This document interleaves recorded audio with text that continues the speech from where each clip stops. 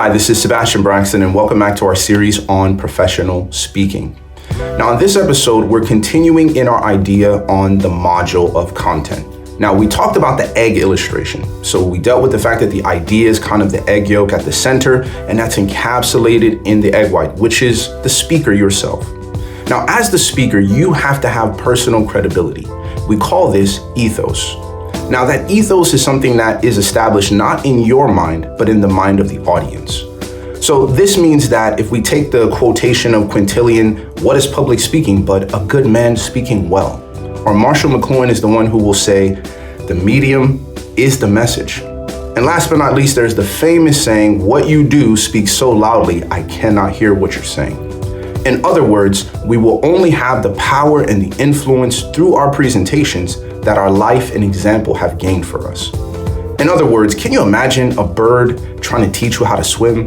Or maybe a beaver teaching you how to roar?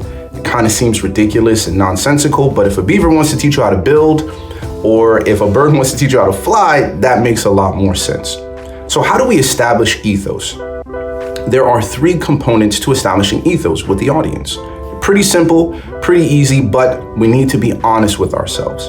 The first one is we need to be caring. The audience has to believe that there's a sense of goodwill from the speaker. You are interested in my life. You're interested in the fact that you want this presentation to influence me in a positive way. You're concerned and you're going to operate ethically. That's very important to the audience. If they don't believe that, they don't trust you, this presentation is not going to be as powerful and as potent as it could be. The second component is your character. Now, in your character, you have to be a trustworthy person.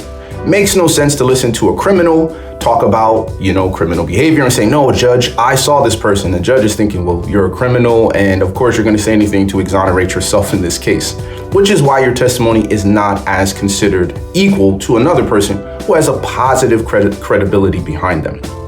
The third component is we're talking about your competence. You have to know what you're talking about. If the audience kind of listens to you and they're like, this guy hasn't done his research or she doesn't know what she's talking about, you automatically lose them, not because of your idea, but because of your ethos.